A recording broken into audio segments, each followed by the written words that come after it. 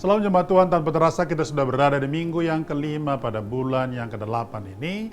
Saya sangat percaya berkat Tuhan ada pada saudara. Saudara tetap memiliki pengharapan bahwa hari esok lebih baik daripada hari-hari yang lampau. Percayalah, meskipun masa pandemi, tapi Tuhan tolong kita, Tuhan berkati kita, Tuhan akan jamah kita, dan Tuhan akan terus membawa kita mengalami kemuliaannya. Sudah 5 minggu, saudara-saudara sekalian, kita berturut-turut membahas tentang kemerdekaan dan penyerahan diri. Kita telah membahas tentang melakukan firman Tuhan, kita juga membahas tentang merdeka dan bukan bebas, demikian juga merdeka dalam Kristus, bahkan juga kita belajar tentang tidak serupa dengan dunia ini. Nah, di minggu yang terakhir ini, di minggu yang kelima ini saudara, kemerdekaan dan penyerahan diri, maka di dalamnya ada kuasa. Maka tema kita minggu adalah kuasa, kemerdekaan, dan penyerahan diri. Injil Yohanes pasal yang ke-8 ayat 34-36 dikatakan demikian. Kata Yesus pada mereka, aku berkata kepadamu, sesungguhnya setiap orang yang berbuat dosa adalah hamba dosa. Dan hamba tidak tetap tinggal di dalam rumah, tetapi anak tetap tinggal dalam rumah. Jadi, apabila anak itu kata besar saudara-saudara, itu menunjuk pada Yesus, memerdekakan kamu, kamu pun benar-benar merdeka. Kemerdekaan dan penyerahan diri itu punya kuasa, itu punya dampak, itu punya saudara sekalian power yang luar biasa bagi kita. Memang kemerdekaan penyerahan diri saudara selalu di dalam koridor kita sebagai anak-anak Tuhan menyerahkan diri kepada Tuhan. Dan kita hidup seturut dengan kehendaknya. Maka kemerdekaan dan penyerahan diri tidak mungkin dikerjakan saudara sekalian dengan kekuatan pribadi. Tapi ini dikerjakan dengan kemampuan yang datangnya dari Tuhan. Rohlah yang menuntun dan membawa kita. Nah, karena itu saudara sekalian ada kuasa di dalam kemerdekaan dan penyerahan diri. Artinya apa? Orang-orang yang telah merdeka dan menyerahkan diri kepada Tuhan, ada kuasa yang bekerja dalam diri mereka. Nah, pertanyaannya adalah, kuasa apa saja ataupun apa kuasa dibalik daripada kita mengalami kemerdekaan penyerahan diri? Yang pertama, saudara-saudara sekalian, menjadikan kita murid-murid sejati. Menjadikan kita murid-murid sejati. Ayat 31 dalam Yohanes pasal yang ke-8 dikatakan, katanya kepada semua orang Yahudi yang percaya kepadanya, jika kamu tetap dalam firman-Ku, kamu adalah benar-benar murid-Ku. Benar-benar murid.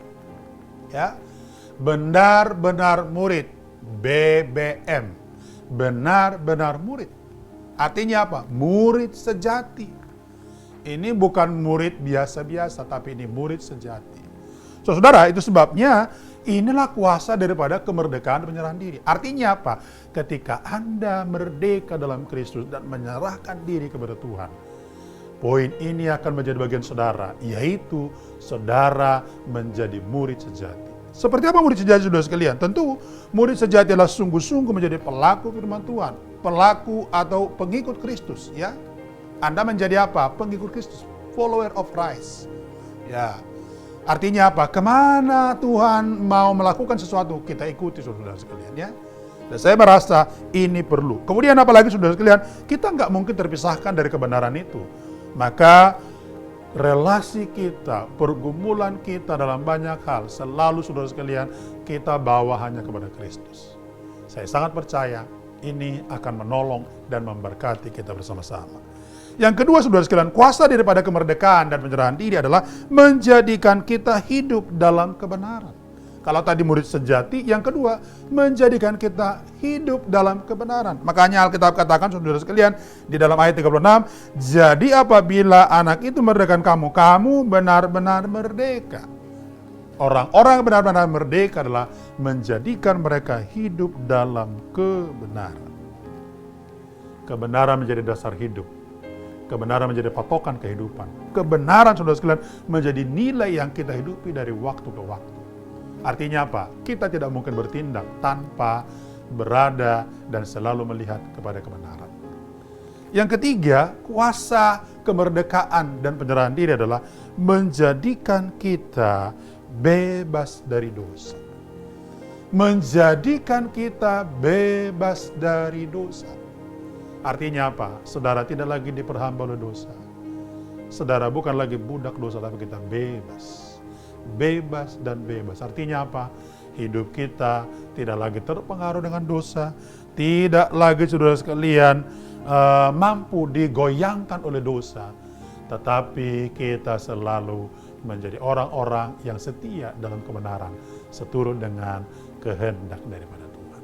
Saya percaya, kalau kita merdeka dan menyerahkan diri, inilah yang menjadi bagian dalam kehidupan kita. Selamat hari Minggu, Tuhan memberkati.